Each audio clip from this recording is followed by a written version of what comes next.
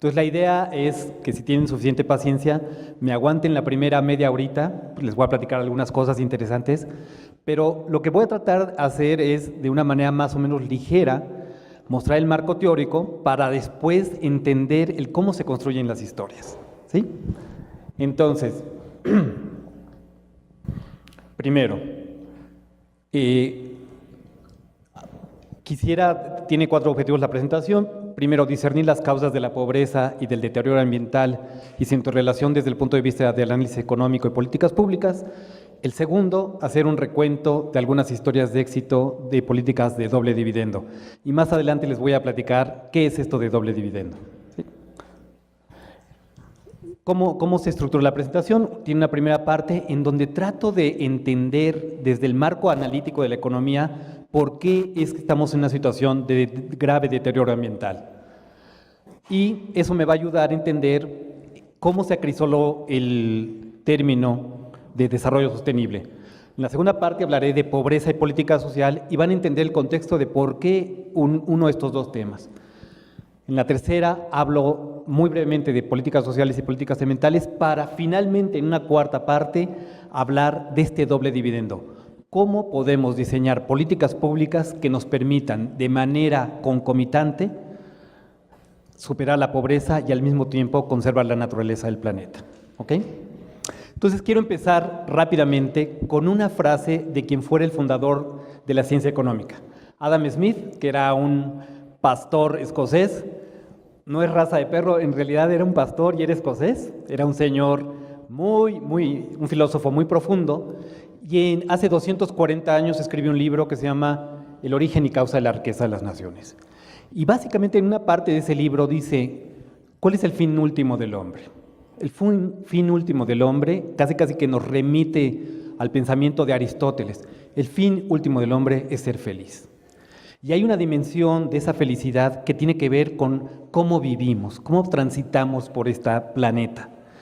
Y es el deseo de mejorar nuestra condición. Y dice, es un deseo casi innato. Nos acompaña desde que estamos en el útero materno y nos abandona hasta que llegamos a la tumba. No nos abandona, sino hasta que llegamos a la tumba. Entonces, la primera parte. Primero, quiero platicarles de un hecho histórico que cimbró el consciente colectivo de la humanidad en 1952. En una mañana de invierno en Londres, en la que fuera la capital del imperio más poderoso del mundo, de repente amanecen cientos de londinenses muertos, ¿sí? Y durante más o menos un periodo de 3 a 4 días, dependiendo la fuente que consulten, entre 4.000 y 12.000 ciudadanos londinenses murieron. Y murieron debido a que, paradójicamente, el ser humano buscando elevar su calidad de vida a través de una dimensión muy clara que es la riqueza material, no se había dado cuenta, no nos habíamos dado cuenta que buscando la expansión del producto industrial, y esto es interesante porque estamos hablando de 1950, es plena Guerra Fría, independientemente del tipo de sistema económico, ya sea socialista, capitalista, socialdemócrata, etcétera, todos compartían una meta común, y la meta común era la maximización de la riqueza, la expansión del producto industrial. Lo que sucede es que en el camino para lograr esa meta hay un efecto no deseado. Y el efecto no deseado es que en el proceso de transformación de bienes y servicios que elevan la calidad de vida de la gente, producimos contaminación. Y entonces, en una atmósfera como la londinense saturada de agua, de H2O, si ustedes emiten gases que son una consecuencia de los procesos de transformación, por ejemplo, dióxido de carbono o dióxido de azufre, ustedes saben si juntan dióxido de azufre y agua, se genera un cóctel venenoso de ácido sulfúrico, y los NOxes y otras muchas sustancias. Entonces, aquí lo que sucede en Londres es una crisis ambiental de magnitud muy grande que simbra el consciente colectivo, ¿no? La paradoja surge. La otra gran hecho terrible de finales del siglo XX es que por primera vez en la historia natural una especie es capaz no solamente de destruir su propio hábitat, sino el hábitat mundial. Y esto es que todos los esfuerzos y el intelecto puestos en la ciencia pueden usarse para el bien, para el bienestar de las personas, pero pueden también paradójicamente destruirlo. Entonces estos dos hechos son muy importantes. Pasan 20 años del suceso de Londres y empieza a haber cada vez una mayor frecuencia en el tipo de accidentes, accidentes nucleares, accidentes industriales, etcétera. Entonces, sí surge en el consciente de la humanidad alguna pregunta de que algo estamos haciendo esencialmente mal, porque buscando nuestro bienestar, buscando ser felices, estamos causando este tipo de muerte. Y entonces llegamos a los años 70, principios de los 70, y pasan una serie de cosas muy importantes. También, por primera vez en la historia de la humanidad, un grupo de países pobres ponen en jaque al mundo industrializado porque controlan una materia prima esencial, que es el petróleo. Y entonces se juntan, forman un cartel y elevan artificialmente el precio del petróleo. También un gran ecólogo, un biólogo de poblaciones, Paul Ehrlich, se da cuenta de que hay un proceso, si ustedes tienen una serie de tiempo, en donde tienen el eje de las X a la población, el tiempo, y en el eje de las Y la población, se dan cuenta que la población humana se ha comportado a partir del siglo XIX de una forma muy distinta a la que se comportó en los 4.000 años de civilización anterior. Básicamente, la población se mantiene estable, o se mantenía estable dadas las épocas de bonanza, pero también las épocas de guerra, de hambrunas, de epidemias. Pero pasó algo a finales del siglo XVIII que hace que bajen dramáticamente las tasas de mortalidad y suban las de natalidad. Y eso hace que de repente una variable que se comporta de manera más o menos constante crezca exponencialmente. Y eso le llama la bomba humana. Tercero, en la revista Science, en 1968, un científico dice: hay algo esencialmente mal a la hora de manejar los recursos comunes, sobre todo aquellos en donde son no excluyentes, cualquiera puede entrar. Claramente, cuando tenemos recursos comunes, como son las aguas internacionales, más allá de las 12 millas marítimas, cuando el acceso es abierto, cuando todo el mundo puede entrar, se desafía una de las hipótesis de Adam Smith. Una de las hipótesis de Adam Smith es que cada persona, buscando su interés individual, maximiza el interés de la comunidad. Pues esa hipótesis se rompe cuando vemos temas de acceso común, y a eso le llama la tragedia de los comunes. ¿Por qué? Porque sucede que si tenemos bienes comunes de la humanidad, por ejemplo, el banco atunero o camaronero que está en aguas internacionales, cada una de las flotas de cada uno de los países tendrá el incentivo de explotar cuanto más y cuanto más rápidamente pueda el recurso. ¿Por qué? Porque por su naturaleza de acceso abierto, si no lo explota él, alguien más lo explotará. Y finalmente un profesor del MIT, que es el instituto quizá más famoso en el mundo en temas de ingeniería, logra lo que nunca antes había sido posible. Puede resolver sistemas de ecuaciones no lineales, simultáneas y dinámicas. Esto es, en el tiempo. ¿Y por qué es importante este desarrollo, que se logró solo hasta que se desarrollaron las computadoras, los algoritmos? Porque nos permite por primera vez pronosticar, tener una bola de cristal y con un modelo matemático saber lo que va a pasar en el futuro. ¿Por qué es importante y por qué es relevante este último punto? Porque ese profesor lo que hizo fue, trató de modelar la economía mundial, la utilización de recursos humanos, y su gran pronóstico, y de hecho escribió un libro que se llama Los límites del crecimiento, es de seguir las tendencias de depredación de recursos naturales, de aumento de la población, etcétera. Lo que va a pasar es que a mitad del siglo XXI va a haber una gran debacle a nivel mundial. Entonces, algo tenemos que hacer distinto a lo que estamos haciendo, porque si no, va a haber esta tragedia. Todos esos elementos fueron fundamentales para que en 1972, por primera vez, hubiera una convocatoria para que las naciones pertenecientes a las Naciones Unidas se unieran y discutieran sobre el tema de desarrollo y medio ambiente. Y si eso, la gran cumbre de Estocolmo. Entonces, en esa cumbre urgía debatir qué es desarrollo y qué esperamos como humanidad. ¿Es desarrollo equivalente a crecimiento o es una cosa distinta? Se crea toda una comisión liderada por la primer ministro de Noruega, y la idea de esa cumbre era llegar a una definición operacional para poder avanzar en el tema. Y 20 años después de Estocolmo, llegamos a la cumbre de Río de Janeiro. Y en la cumbre de Río de Janeiro es un escenario completamente distinto al de Estocolmo, y les quiero platicar. Para poder entender este concepto de desarrollo, vemos dos periodos. El primer periodo, que digamos es el periodo de Estocolmo, ¿a qué se llega? Se parte que la calidad del ambiente siempre disminuye con el crecimiento económico.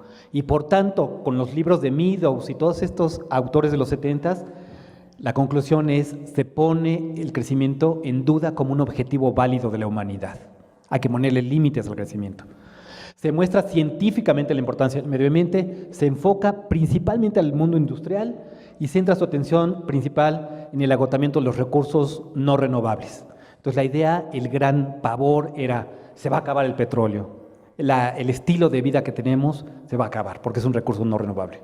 Sin embargo, interesantemente, 20 años después, aún con el cartel de la OPEP y demás, altos precios del petróleo desataron mecanismos de mercado que hicieron que 20 años después el panorama respecto específicamente con el petróleo fuera muy diferente. Había tecnologías mucho más eficientes de ahorrar combustible, había lugares en donde antes era impensable explotar petróleo que se produjera, por ejemplo, en el Mar del Norte, y paradójicamente había reservas probadas de petróleo mucho más grandes que en los 70s.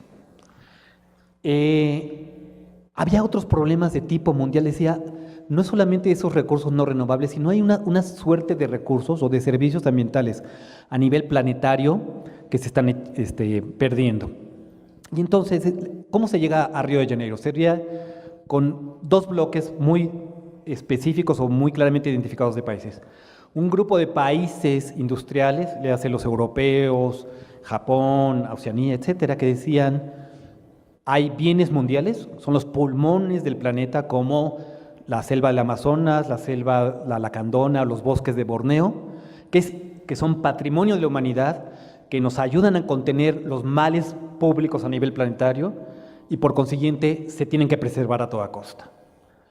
La postura de los países que tenían esos recursos, le hace Brasil, México, Indonesia, es muy fácil desde una postura de un mundo desarrollado decir no toques la naturaleza, cuando nosotros tenemos un rezago social importante, un rezago de pobreza muy importante. Entonces, algo tenemos que hacer, tenemos que también tener derecho a explotar esos recursos. Entonces, lo interesante de la cumbre de Río es que se llega a la conclusión final de que, si bien crecimiento económico y conservación de la naturaleza habían sido metas encontradas hasta el momento, había formas para hacer que se reconciliaran esas dos metas. Esa es la idea y el corazón de esta plática. Hay política, el ingenio humano nos da para encontrar esas formas en las cuales podamos crecer y podamos conservar. ¿Y por qué es importante crecer? Porque como lo vamos a ver muy rápidamente, el crecimiento económico es algo fundamental para abatir el rezago social. Si queremos sacar a las grandes masas de la pobreza extrema, el país tiene que crecer, tiene que generar pobreza porque se tiene que repartir. Entonces, además, se reconoce que el crecimiento económico es un elemento indispensable para la pobreza. A partir de esta gran conclusión general, se genera toda una agenda de trabajo, que a lo mejor ustedes han escuchado, que es la Agenda 21. Y es una agenda de trabajo en donde están todos los protocolos, todos los acuerdos en donde se tiene que trabajar hacia futuro, como el protocolo de Kioto, el protocolo de Montreal, las convenciones de biodiversidad, etcétera. ¿Ok? ¿Qué se demuestra? No solamente se demuestra la importancia científica, sino la importancia económica de la naturaleza. Se enfatizan los problemas no solo de los países ricos, sino de los países en desarrollo, sobre todo aquellos que se están industrializando rápidamente, como China, India, Sudáfrica, Brasil, México, etc. Y centra su atención en recursos renovables, agua, suelos, bosques, biodiversidad, y hacia la capacidad del ecosistema de absorber desechos a nivel planetario, capa de ozono, calentamiento global, etc. Bueno, entonces, ¿a qué conclusión llegaron? ¿Cuál es la definición? ¿Qué es desarrollo? Si desarrollo no es igual a crecimiento, entonces ¿qué es? Bueno, un postulado sería que desarrollo es el avance de una serie de valores que la sociedad considera deseables. Y son valores muy legítimos y puede ser un vector de valores que cada sociedad lo puede establecer. Por ejemplo, claramente, pues sí, el Producto Interno Bruto, la riqueza. Pero también nos importa el bienestar del otro, del prójimo. Entonces, reducción de la pobreza debe ser una meta importante. Reducción de la desigualdad, respeto a los derechos de las minorías, acceso a la justicia, nutrición, salud, educación, vivienda, seguridad, acceso a recreación y cultura, etc. ¿Y por qué está tan relacionado esto con el dilema de la economía? Porque fíjense, todas estas metas son deseables. La gran lección, la lección, por eso se llama la ciencia lúgubre, es que toda meta tiene un costo. Para lograr todo objetivo tenemos un costo. Y si vivimos en un escenario donde tenemos un presupuesto fijo, como es el escenario para todos, desde un ama de casa hasta un presidente de gobierno, ¿qué quiere decir? Quiere decir que hay un costo de oportunidad. Es decir, en un país como México, si yo digo, quiero elevar lo que yo gasto en seguridad, es decir, el presupuesto que tengo, quiero aumentar lo que yo gasto en seguridad porque ahí es un problema grave del país, con violaciones extremas de derechos humanos, etcétera, ¿no? Y la gran pregunta es, ¿y de dónde va a salir ese dinero? Pues cada peso que dedico de más a seguridad, a lo mejor es un peso que tengo que sacar de otras metas deseables, como educación o ingreso o reducción de la pobreza. Entonces, eso es por lo que hay un dilema grande. Ahora, lo interesante del asunto es que lo que plantea la Cumbre de Río es que si bien el PIB y el deterioro ambiental, aquí lo pongo como contaminación, históricamente han ido de la mano, si hay formas para desacoplarlo, es decir, para que podamos seguir creciendo y al mismo tiempo sigamos conservando, esas formas son políticas de doble dividendo, es decir, con un solo recurso económico podemos lograr dos metas. Y esa es la idea de esta charla, cómo le hacemos para lograrlo y no caer en el tema del costo de oportunidad. Bueno, entonces, por ejemplo, alguien postulaba, esto se parece a lo que se llama la curva de U invertida de Kuznets, ¿no? En donde, dependiendo del grado de desarrollo de un país, conforme va creciendo, va siendo menos contaminante o va siendo menos desigual. Entonces, hay que hacer una estrategia en donde uno se concentre en crecer y después en repartir, o en crecer y después legislar ambientalmente, ¿no? El gran problema con lo ambiental es que hay límites irreversibles, ¿no? Una vez que se extingue una especie, es muy difícil, solo en la ciencia ficción se puede regresar esa especie a la vida, ¿no? Entonces, ¿qué es lo que dice la evidencia empírica? La evidencia empírica nos dice, fíjense, en varios contaminantes y cómo en una serie de tiempo, en el país del Club de los Ricos, en la OECD, a lo largo del tiempo, varios de esos contaminantes han caído en términos absolutos, como el plomo, los óxidos de azufre, etc. El PIB ha crecido y entonces si hasta ahí se acabara, si solamente esos fueran los contaminantes que existieran, no habría problema. Nos concentramos en crecer porque lo demás viene por añadidura. Pero hay un contaminante muy especial que es el dióxido de carbono y los gases de efecto invernadero. Y vean cómo crecen más que proporcionalmente que el Producto Interno Bruto. Entonces quiere decir que no solamente crecer es lo importante, hay que hacer otras cosas, ¿no? Rápidamente. Entonces, primer colorario, el mercado competitivo es un mercado eficiente para asignar recursos, incluso en los no renovables como el petróleo. 20 años después del 70, el mercado de petróleo era mucho más abundante, con precios más baratos, etcétera, y ahí pues intervino el mercado, ¿no? Esa es la mano invisible, ¿no? Lo que sucede es que el mercado funciona bien para unos bienes, pero falla muy frecuentemente, y esa falla es muy evidente en cuestiones de medio ambiente. Por lo tanto, a la mano invisible del mercado debemos o requerimos también de la mano visible del Estado y de las organizaciones del sector, de la sociedad civil, etc. Bueno, entonces ya vamos a la teoría. ¿Qué causa el deterioro ambiental? Hay tres grandes cosas o tres grandes grupos de razones que causan el deterioro ambiental. Uno primero es que el mercado falla. Y hay muchas maneras por las que falla el mercado. El tema de externalidad, información asimétrica, bienes públicos, etc. No me voy a detener en una clase de teoría, pero nada más se las enumero. Pero también a veces el mercado, para cada una de estas fallas del mercado, hay una recomendación en donde el Estado puede intervenir para mejorar la eficiencia de ese mercado. Y a veces el Estado no solo no interviene para corregirlas, sino que a veces las exacerba. Y ahorita les voy a platicar algunas formas. Y uno tercero es los factores sociodemográficos pueden también influir en el deterioro ambiental. Bueno, entonces primero, para poder resolver un problema en política pública, lo primero que tenemos que hacer es saber de qué magnitud es el problema. Pues el problema es de una magnitud cercana al billón de pesos. Año con año tenemos costos por agotamiento y degradación de 1 billón de pesos. Y esas son cifras que estima el PIB a través de unas cuentas satélites. Lamentablemente no se toman decisiones con base en este sistema de cuentas ecológicas. México es vanguardia en registrarlas, pero no hace planeación con base en ellas. Pero la desproporción entre el daño ambiental en México y el presupuesto para medio ambiente es brutal, de 40-1.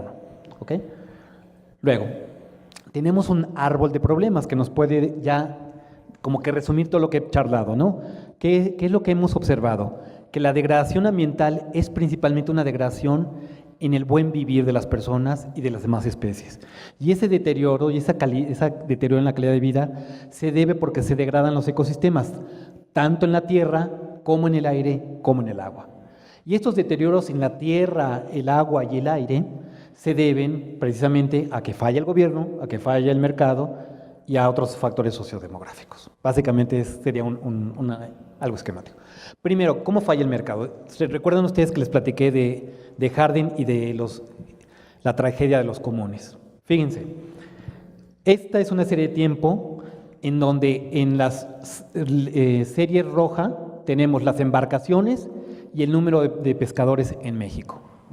Y en la serie rosa tenemos el valor de la pesca total. Entonces, piensen por un momento, una actividad en la que ustedes cada vez le meten más capital y más trabajo y producen lo mismo, es una actividad donde la productividad va decreciendo. Y una productividad decreciente implica salarios de sobrevivencia para la gente que vive ahí. Solo se mantiene la actividad si existe un fuerte subsidio. ¿Y en parte a qué se debe? Pues a lo que yo les explicaba, que la gran cantidad de la pesca es en aguas internacionales. Y como es un bien de acceso abierto, en esta caricatura nos muestra muy claramente, ¿no? De nada sirven más inversión en capital y en trabajo, de nada sirven más barcos y más pescadores si no hay más peces. Entonces, en un recurso de acceso abierto, la gran tragedia es que se puede terminar. Y eso pasa con nuestros bosques, con nuestros peces, con todo lo que es a nivel planetario y no hay definidos buenos derechos de propiedad. Bueno, entonces este solo es un ejemplito de una falla de mercado. Una falla de gobierno sería aquellas actividades que el gobierno subsidia, pero que generan daños ambientales, sociales y económicos. Por ejemplo, en 2008, los subsidios a la gasolina y a la electricidad llegaron a ser del orden de 37,000 millones de dólares. Eso es poco más de 20,000 millones de dólares, que es una cifra importantísima. Si ustedes comparan este subsidio, 375 millones de pesos, y lo comparan con el presupuesto de oportunidades, el gran programa contra la pobreza, era una sexta parte. Si lo comparan con todo CONAFOR, el presupuesto era 6,000 millones de dólares.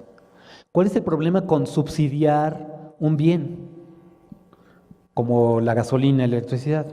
Al fin y al cabo es un insumo, ¿qué tiene de malo, no? Bueno, el problema es que cuando uno subsidia un bien, y ya sea agua, electricidad, gasolina, manda la señal del mercado de que es un bien barato. Y como es un bien barato, es abundante y se puede utilizar con intensidad.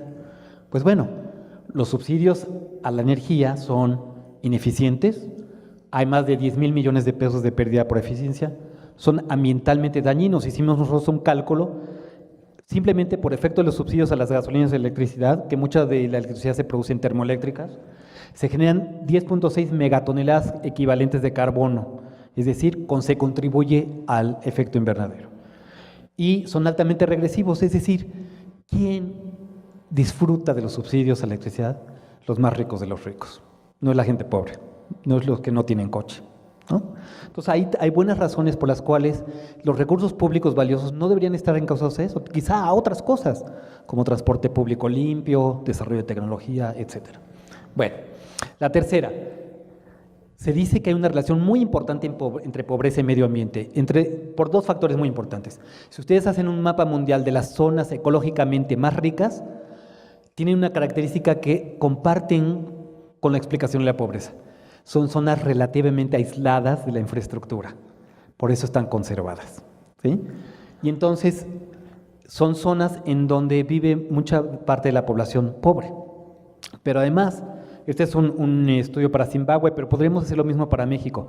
Si ustedes dividen en deciles de la población y ven cuánto dependen los hogares más ricos directa o indirectamente del medio ambiente, dependen hasta el 80%, ya sea por caza, recolección o pesca, directamente, o indirectamente por agricultura, ganadería, etc. Entonces, ¿por qué es importante la relación entre pobreza y medio ambiente? Número uno, porque las zonas más ecológicamente frágiles o ricas son zonas en donde viven los pobres, son zonas de sierra, son zonas aisladas, y además los pobres dependen dramáticamente del medio ambiente para subsistir. ¿Ok? Y entonces, si la alternativa que tienen para subsistir y tienen poco terreno, es conservar el bosque por el cual no tiene muchos frutos, o tirar ese bosque para sembrar maíz de autosuficiencia, probablemente su situación de pobreza los vea obligados a hacerlo. Por ejemplo, este es un modelo de riesgo de deforestación donde tenemos varias variables, pero cuando introducimos la variable pobreza rural del Estado, al aumentar la pobreza rural del Estado, manteniendo todo lo demás constante, aumenta la probabilidad de deforestar. ¿Ok? Entonces, ¿qué es lo que queremos? Queremos un desarrollo sostenible en donde podamos romper ese círculo vicioso entre pobreza y degradación ambiental. Ok. Por cierto, los que más impacto ambiental tienen en el planeta no son los más pobres, son los más ricos, y hay un concepto de huella ecológica, que es decir, si quisiéramos sostener los niveles o el estilo de vida de los norteamericanos o de los europeos, el planeta no alcanzaría, ¿no? Por sus consumos de energía y de otras cosas. Pero está esta relación con los ecosistemas frágiles, sobre todo en términos de biodiversidad. Entonces, finalmente, la conclusión de desarrollo sostenible es aquel desarrollo que satisface las necesidades de la presente generación sin disminuir la capacidad de las siguientes generaciones de satisfacer la suya. Es decir, tiene el concepto de justicia a dos niveles. Justicia intergeneracional, es decir, vamos a lograr desarrollo siempre y cuando nuestros compatriotas viviendo en pobreza extrema tengan una calidad de vida digna, y vamos a lograr esa meta sin hipotecar el futuro de nuestros hijos. Justicia intra e intergeneracional. Bueno, voy a la segunda parte antes de llegar a las historias. Pobreza y política social. Es importante entender que, dada la ineficacia del efecto trickle-down, el efecto trickle-down o el efecto percolación, es esta idea que existía en la teoría económica de los 50, nos decía, si tú tienes una disyuntiva entre crecer y repartir, dale prioridad a crecer, y los frutos de crecimiento tarde o temprano llegarán a los más pobres. Bueno, ese efecto existe, pero es muy ineficaz, y ahorita les voy a enseñar. Existen dos formas de abatir el rezago social. Dos: crecimiento económico estable y políticas activas de redistribución del ingreso. Pero además, ambas son complementarias. Entonces, aquí nada más quiero mostrar rápidamente, esta es una serie de tiempos del Producto Interno Bruto de México. La zona que va de los 40 hacia los 70 es una zona de alto crecimiento, es el sueño ese de Fox, ¿no? De crecer al 7% real, pero además hacerlo sin inflación. Estamos en este periodo. Entonces, examinemos qué pasó con la pobreza extrema en ese periodo. Fíjense, aquí estamos en 1960, había 36 millones de mexicanos, pero 20 millones vivían en la miseria, es decir, más de la mitad de la población. ¿Sí? Ese periodo se llama el milagro económico mexicano o el desarrollo estabilizador. Altas tasas de crecimiento con bajas tasas de inflación. Fíjense lo que se logró en tan solo 21 años. De 1960 a 81 pasamos de 56% de pobreza extrema, de más de la mitad a menos de una quinta parte. Entonces, realmente ahí hay una evidencia dura y contundente de que crecer y sin inflación es importante. Pero también hay otra manera de leer este cuadro. Hay un núcleo duro de compatriotas, de alrededor de 20, 26 millones, ahorita son como 27 millones, que no les ha hecho justicia la revolución. Por más desarrollo estabilizador, ese efecto percolación no les llegó. Entonces, por consiguiente, se tiene que crecer, pero aquella población vulnerable tiene que haber políticas activas de atención, en nutrición, educación, salud, etcétera, ¿no? Bueno, aquí nada más rápidamente para ver cómo se vinculan pobreza y desarrollo sostenible. Pobreza extrema es la imposibilidad de adquirir de manera permanente un nivel mínimo de bienestar. Y ese nivel mínimo de bienestar, lo que yo llamo pobreza absoluta, tiene que ver básicamente con la ingesta de nutrientes. Un pobre extremo es aquel que con todo lo que tiene a su disposición de su propia persona, su capital, su conocimiento, no logra conseguir suficientes nutrientes para vivir sano. Si alguien no tiene suficientes nutrientes, está desnutrido, no puede aprovechar oportunidades educacionales ni de salud, etcétera, y por lo tanto entra en un círculo vicioso de pobreza. Si yo nací pobre, desnutrido, probablemente mis hijos nazcan pobres y desnutridos, y esto hay que romper ese círculo. Los economistas lo ponen de manera muy simplista diciendo, lo que hace falta es capital total. Distribuido en distintos capitales: capital físico, máquinas y herramientas para transformar la naturaleza; financiero, créditos para adquirir ese capital tempranamente; capital humano, la salud de las personas, su conocimiento y sus habilidades; capital social, el conjunto de reglas de entendimiento que hacen que prospere la organización y la actividad económica; y fundamentalmente el capital natural. Si alguien puede tener suficientes niveles de capital, puede romper ese círculo vicioso. Pero una de las cosas que también incluye la pobreza, decir que un pobre es pobre porque no tiene suficientes cosas es como una parada, o es como una tautología, ¿no? Un pobre no es pobre también porque tiene, según el Premio Nobel de Economía, el hindú Amartya Sen, pobreza de poder. Con lo que tiene a su disposición no puede articular demandas que son legítimas, que están consagradas en la Constitución. Entonces muchas veces no le llegan recursos para salir de esa situación porque es pobre de poder, ¿no? Ok. Entonces, bueno, tenía unos ejemplos, por ejemplo, ustedes lo ven en el programa de solidaridad de Pronasol, pues se dan cuenta a dónde fluyen los recursos para la pobreza. Pues en Zacatecas surgen a donde está el poder político, no donde están los pobres de poder político, ¿no? Bueno, me voy rápido. Voy a la tercera parte para llegar a las historias. Entonces, vamos a explorar primero que estamos en un fenómeno de endogeneidad, es decir, la pobreza puede potencialmente generar deterioro ambiental, pero el deterioro ambiental también puede generar pobreza. Entonces, primero vamos a examinar las causas por lo que sucede eso, para después proponer algún tipo de políticas y después ver las historias, cómo se aterrizan, ¿sí? ¿Todo el mundo me va siguiendo? Ok, entonces vamos. ¿Por qué la causa puede ser causa de degradación ambiental? Número 1, porque el presente importa más que el futuro. El valor del consumo presente es superior al consumo futuro. Cuando una persona está en el límite de sus fuerzas y está con hambre, muy probablemente da una prioridad muy grande al consumo presente. Y si eso implica, de alguna manera, tumbar árboles para meter maíz o para meter animales, probablemente utilizará intensivamente sus recursos naturales para hacerlo. Segundo, falta de capital inicial. No se cuenta con el capital físico complementario para aprovechar de manera óptima sus recursos naturales. Entonces, por ejemplo, a lo mejor ustedes, si vivieran en una comunidad seri, en una comunidad yaqui, en el desierto de Sonora, que están junto al mar de mayor productividad en el mundo, que es el Mar de Cortés, algo muy sencillo sería pedir un crédito, comprar una panga y pescar camarón y venderlo. Y ese capital inicial les permitiría repagar el crédito, comprar comida, adquirir educación, capital humano, todos los tipos de capital y salir. Pero el problema es que muy poca gente le presta a los pobres. Entonces, capital inicial es un punto importante. Luego, poca información y lenta adaptación al cambio tecnológico. Uno de los tipos de capital importantes es el conocimiento. Y muchas veces los pobres, por su misma situación, no tienen acceso a ese conocimiento. Ahora, interesante, me faltaría un cuarto, que es capital social. Queda muy claro que más barcos, poniendo el ejemplo de esta pequeña comunidad seri o yaqui, más barcos y más redes de nada sirven si no hay más peces.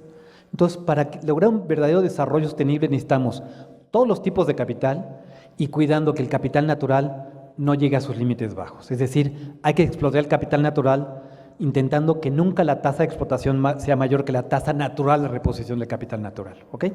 Esa sería la regla de oro de la sostenibilidad. Entonces, por ejemplo, ya les había dicho, tenemos agravantes y atenuantes de la degradación ambiental. Por ejemplo, en este modelo, que es un modelo muy interesante, si ustedes hacen una rejilla súper fina de todo el territorio nacional y van píxel por píxel y la correlacionan con variables sociodemográficas y físicas, ¿qué encontraríamos? Encontraríamos que la probabilidad de degradar, de no tener cubierta forestal, es mayor conforme estamos más lejos de un poblado cercano. Es mayor conforme estamos lejos de los mercados. Pero aumenta la probabilidad de deforestar, o sea, la protección es mayor cuanto más distante está el mercado, pero aumenta la probabilidad de degradar si hay marginación de la población local. Pero hay otros factores si es mayor la probabilidad de deforestar si el precio relativo, la actividad que compite contra los bosques y las selvas es más atractivo, por ejemplo, el maíz. O hay factores de protección, por ejemplo, si está declarada el área natural protegida hay mayor probabilidad de protección. Si tenemos programas que subsidian actividades en contra del bosque, como el PROGAN, pues hay mayor probabilidad de deforestación.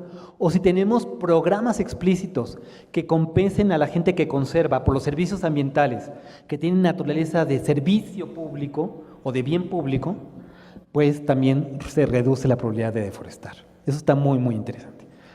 Bueno, ahora, entonces la pobreza puede llegar a ser causa de la degradación ambiental por el efecto de la desesperación por sobrevivir, ¿sí? Ahora, veamos la pobreza no como causa, sino como efecto. Por 3 razones. Número 1, los pobres son más vulnerables a los daños ambientales. Si ustedes hacen un mapa de los riesgos ambientales, de los huracanes, de los desastres ambientales, se van a dar cuenta que los pobres de esos desastres los ponen los pobres. Donde son los accidentes industriales son en las zonas industriales, donde vive la población obrera. Entonces, tienen escasa capacidad económica de respuesta y están más expuestos a la contaminación, por lo que el daño que sufren es mayor tanto en términos relativos como en absolutos. 2, los activos de los pobres no pueden descansar. Los pobres deben emplear acervos limitados sin permitir su regeneración natural. Entonces, volvamos al ejemplo del campesino. Si yo nací en un hogar campesino, voy a trabajar la tierra que le tocó a mi padre, y a lo mejor tuvo varios hijos y la tiene que repartir. Pues yo voy a trabajar intensivamente esa tierra, pero si la trabajo intensivamente, todos los años le pongo el mismo esfuerzo, las mismas semillas, fertilizante y mano de obra, probablemente por el efecto físico-químico de utilizarla, al mismo esfuerzo voy a tener menor productividad. Entonces, mi misma situación de pobreza hace que no pueda yo hacer que descanse ese recurso, ¿no? Que no se recupere. Y tercero, los pobres están dispuestos a sufrir más daños y correr más riesgos. No es porque por voluntad propia lo hagan, sino que por su condición de pobreza se establecen en zonas de alto riesgo. Si ustedes ven un atlas de riesgo de la Ciudad de México, se van a dar cuenta que las zonas de más riesgo o de más vulnerabilidades son los barrios más populares. En Acapulco, cuando pegó el huracán Kena, lo que mató a la gente fue que se pusieron en zonas, en las cañadas, eran invasores, eran zonas donde no se podían poner casas, la crecida del río se llevó a esas casas, ¿no? Entonces, ¿qué podemos hacer? ¿No? Bueno, podemos tener 2 grandes grupos de políticas de corte ambiental y políticas de corte social, ¿no? Entonces, en las políticas de ambiental, una muy importante sería dar prioridad en reducir la contaminación que deteriora la salud y los activos de los más pobres. Si uno de los pocos acervos que tienen los pobres es su propia persona, hagamos todo lo posible por proteger la salud y por reducir la exposición de las personas a la degradación ambiental. Les voy a poner 2 ejemplos dramáticos en las historias cuando platique. Y luego, sustituir las políticas basadas en normas restrictivas por aquellas que otorguen incentivos positivos al uso de recursos. Por ejemplo, establecer derechos de propiedad ambientales en favor de los pobres, crear condiciones para fortalecer su organización, es decir, aumentar el capital social, crear condiciones en el manejo de recursos de propiedad colectiva, pagar por los servicios ambientales que los pobres poseen, invertir en proyectos de desarrollo en los cuales la elevación del capital natural tenga un componente importante. Entonces, si decimos que hay un mapa en donde ponemos las zonas de alta riqueza, ¿dónde están las selvas y los bosques mejor conservados? Son zonas de alta producción ambiental, de servicios ambientales, las sierras, los bosques y las selvas. Pero las sierras, los bosques y las selvas producen un montón de servicios ambientales de los cuales se benefician las ciudades, pero por las cuales los compañeros campesinos no se benefician. Por ejemplo, infiltración de agua, protección contra desastres naturales, mitigación del cambio climático, etcétera, etcétera. Entonces, dado que hay un costo de oportunidad, dado que se encuentran a la terrible decisión de cortar árboles, conservarlos o sembrar maíz o meter vacas, si uno da el incentivo para compensar por los servicios ambientales, probablemente se decidan por conservar. ¿Ok? Bueno, y las políticas sociales serían 3: mejorar el acceso a activos productivos naturales a los pobres y el elevar el retorno que obtienen de ellos. 2, complementar los ingresos de los pobres con transferencias directas cuyos efectos sean positivos y neutrales al medio ambiente. Si yo quiero tener un programa de política social y puedo generar un programa de subsidios a los chivos que causan compactación, degradación, producción de metano, o puedo tener un proyecto que sea igualmente rentable, pero que fuera de reforestación, por ejemplo, yo como planeador público me inclinaría por aquellos que tengan buenas externalidades ambientales, no daños. Y luego capitalizar las nuevas oportunidades creadas por una mayor conciencia para la conservación ambiental. Esto va a inspirar mi última historia, ¿ok? Entonces, vámonos ya al colofón, a las historias. Les voy a contar 6 historias, me voy a ir de a 2 minutos por historia. Primera historia. En los 80s, más o menos parecido a lo que pasó en Londres, en la Ciudad de México, amanecían diariamente pajaritos muertos en las banquetas. Los índices de incidencia de cáncer, de asma crónica y demás eran muy grandes. Y eran muy grandes porque llegamos a tener IMECAS del orden de 300. Algo totalmente inaceptable por las normas de la Organización Mundial de la Salud. Ahí el gran villano era el plomo, ¿sí? Y el plomo lo que causa es un daño a la salud de las personas, afectando a las de menores ingresos. En un estudio epidemiológico que se hizo en aquella época, se compararon 2 grupos de población, niños que iban a escuelas públicas y niños que iban a escuelas privadas. Pero lo que distinguía principalmente a esa población es que los que iban a escuelas públicas llegaban en el camión escolar o llegaban en autos particulares, los de las privadas, perdón, los de las públicas llegaban o bien caminando o bien en un medio multimodal, una combinación de caminar y micros, ¿no? Y parte de lo que se descubrió con ese estudio es que no solo partían de una base socioeconómica distinta, sino que conforme se tomaban muestras de sangre de los niños, los de escuelas públicas acumulaban más plomo. Y el plomo no se puede metabolizar y causa graves daños para el conocimiento. Y lo que descubrieron es que los que más estaban afectados eran los que llegaban en micro, porque las micros eran como cámaras de exposición al plomo. Entonces, ese resultado fue muy importante para que se cambiara la gasolina con alto contenido de plomo por una de bajo contenido de plomo. Entonces, fundamento, dar prioridad en reducir la contaminación que afecta a los más pobres. Segunda historia. Cuando empezó el gobierno de Calderón, el Banco Mundial nos pidió un análisis para ver los daños, para estimar el costo del daño ambiental en México, ¿no? Y un descubrimiento muy interesante fue que año con año mueren más personas en el campo por exposición a humos que en la ciudad. Fue un descubrimiento muy interesante. ¿Y por qué? Porque en el campo se utiliza muy frecuentemente la leña para cocinar y para calentar los hogares.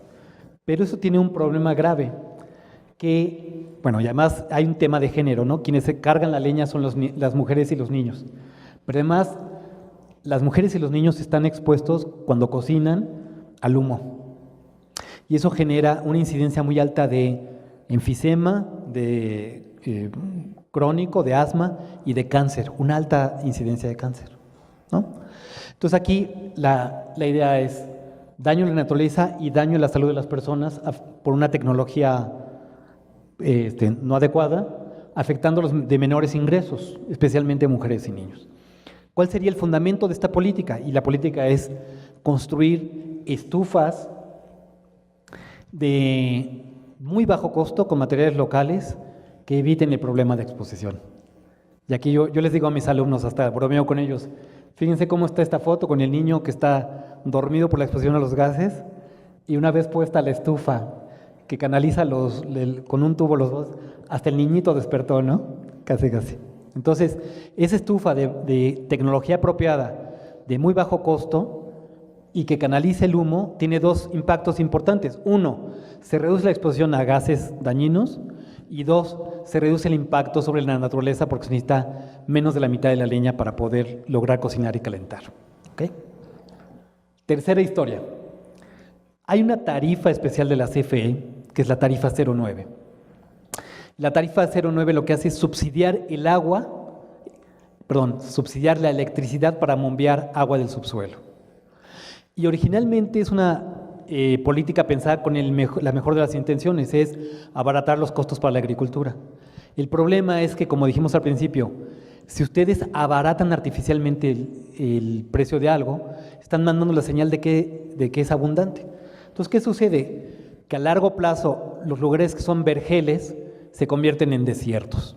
¿Por qué? Porque si la electricidad es barata, se agotan los pozos. Extraes tanta agua que se agotan. Entonces, este es un mapa de México. Todas las zonas rojas que ven son acuíferos en donde se explota más de lo que se recarga naturalmente. Y en algunos casos, como en Sonora, muchos de esos acuíferos ya se hicieron salinares. Ya no se puede producir, ya la tierra es estéril, ¿no? Entonces aquí la idea es, bueno, ¿y qué tal si quitas el subsidio? Pues aquí hay un tema de política pública importante. Si quitamos el subsidio, afectamos un grupo productivo importante. Entonces aquí la idea es el concepto de desacoplar. ¿Qué tal si quitamos el subsidio, pero en lugar de darlo en la electricidad barata, lo damos o bien en dinero o bien en tecnología ahorradora de agua? Pues con una simulación, con un modelo matemático que hicimos, lo que logramos es, si ustedes cambian el precio, definitivamente cambia la tecnología y nos vamos a tecnología mucho más ahorradora de agua. Pero si cambian el precio y al mismo tiempo le dan el subsidio en dinero o en especie a las personas, lo que podemos lograr es que muchos de los acuíferos que no estaban en equilibrio retornan al equilibrio. Y eso es fiscalmente neutro, no gasta más el Estado. Es dar la ayuda, pero de una forma distinta, sin distorsionar los precios y sin mandar la señal que haya depredación ambiental. ¿Okay? Y de paso nos ahorramos petróleo y combustible y por lo tanto mitigamos el cambio climático. Okay. Esta es una historia muy interesante. Todas las anteriores han tenido que ver con cambio climático. Esta es la única de las 6 historias que no tiene que ver con cambio climático. Pero está interesante en la idea de que ¿cómo le hacemos para elevar el retorno de los recursos naturales que tienen los pobres? Bueno, hay una especie muy carismática que es el borrego cimarrón, que vive en un área natural protegida en Baja California. Y el borrego cimarrón está en extinción. Las comunidades locales están en terrenos muy vastos. Tradicionalmente lo habían visto como una fuente de proteína para la alimentación. Y se ha extinguido, ¿no? Y además la tecnología para matar un borrego cimarrón ha avanzado muchísimo. Pero hay un tema de biodiversidad, de cómo proteger estos patrimonios de la humanidad. Entonces se ocurrió una manera muy ingeniosa de cómo hacer que en lugar de que el mercado sea el enemigo, pueda ser el aliado. Entonces se ocurrió lo siguiente: si nosotros diseñáramos una política de protección del borrego cimarrón que implicara más recursos, más guardias, más guardias de la Profepa, probablemente gastaríamos en vano, porque la capacidad para matar un borrego es muy rápida y muy fácil y se puede hacer de forma clandestina. Pero se ocurrió una cosa a la política pública, que era, ¿qué tal si hacemos un estudio cinegético? Es decir, vemos la población del borrego, vemos cuánto es seguro explotar el borrego, digamos 2 cabezas al año de adultos machos, y si esas 2 cabezas solo las puede cazar quien tenga un permiso. Y lo que vamos a hacer además es, esos permisos los vamos a subastar. Es muy interesante el resultado de hacer ese ejercicio, porque lo que antes era una fuente de proteína, que en los mercados locales equivalía a un borrego hecho barbacoa, digamos 5,000 pesos, cuando se hizo la subasta, cada permiso se subastó en $150,000. Y lo interesante es decir, se multiplicó por factor de varias veces el valor, pero además lo interesante es que parte de ese monto recaudado se iba a la comunidad. Entonces, la comunidad que antes existía como riesgo para la sobrevivencia del borrego cimarrón se convirtió en aliado en la conservación del borrego cimarrón. Entonces, es una idea muy interesante de cómo se puede elevar, cómo se pueden apropiar del valor ambiental las comunidades. Bueno, penúltima historia. El alumbrado público municipal en el país es obsoleto, costoso y contaminante, contribuyendo al desperdicio y al cambio climático. Entonces aquí la idea es, ¿cómo le hacemos para corregir externalidades, mejorar la eficiencia económica?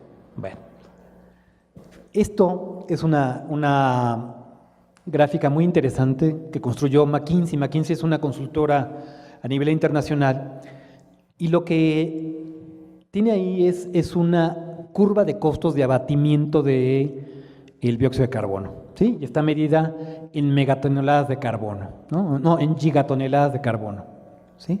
Y es a nivel mundial. Está interesante. Lo que intentaba hacer, ahorita solo fíjense en esta parte de la gráfica.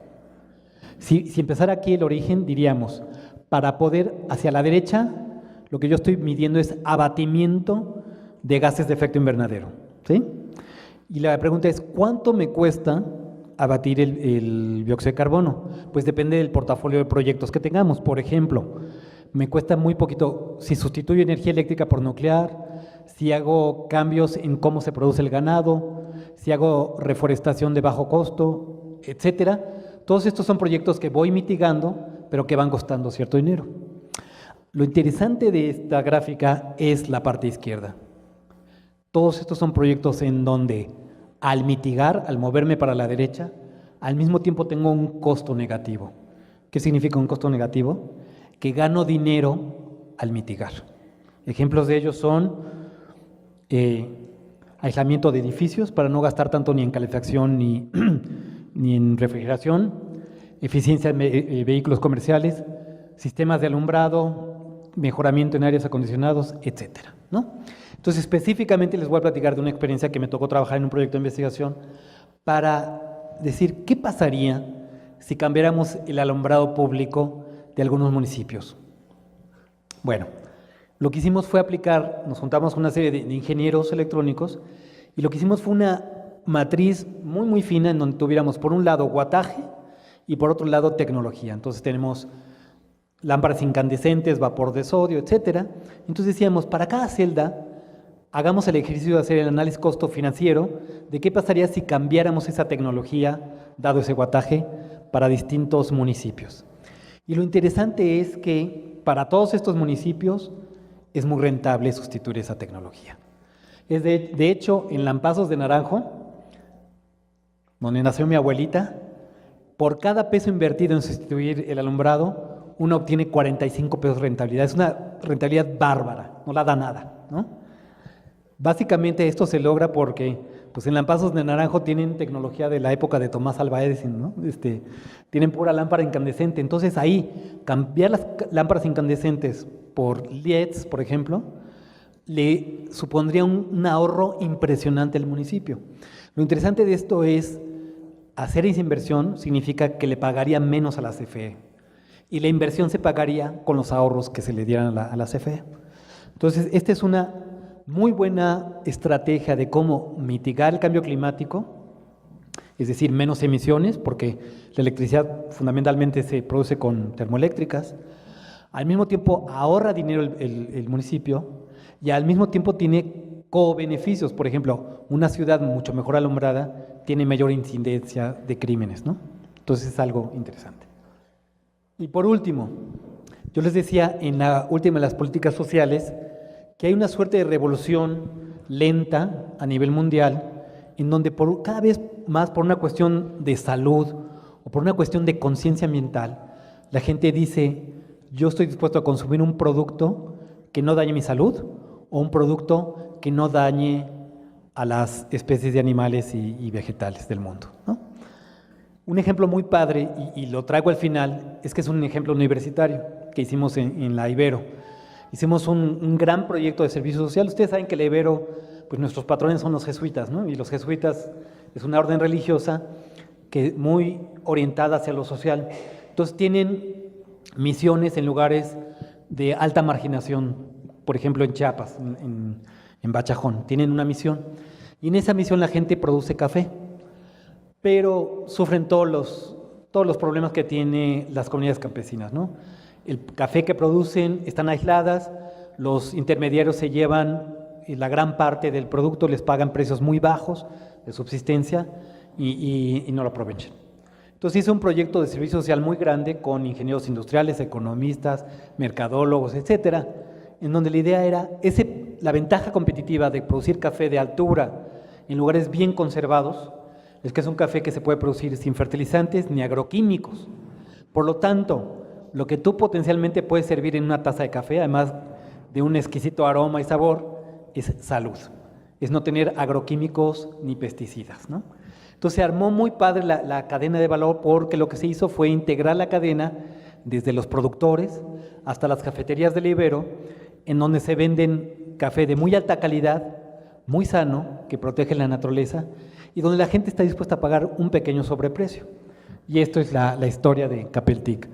El problema es daño a la salud por consumir productos dañinos, pero al mismo tiempo bajos productos de productos agrícolas de poblaciones marginadas. Entonces aquí tenemos un triple dividendo. ¿Por qué? Porque tenemos que mejora la economía de las comunidades, mejora la salud de las comunidades y del consumidor final, y se protege al mismo tiempo la naturaleza. Y ese es el ejemplo de Capeltic. Y con esto ya terminaría mi charla. Muchas gracias.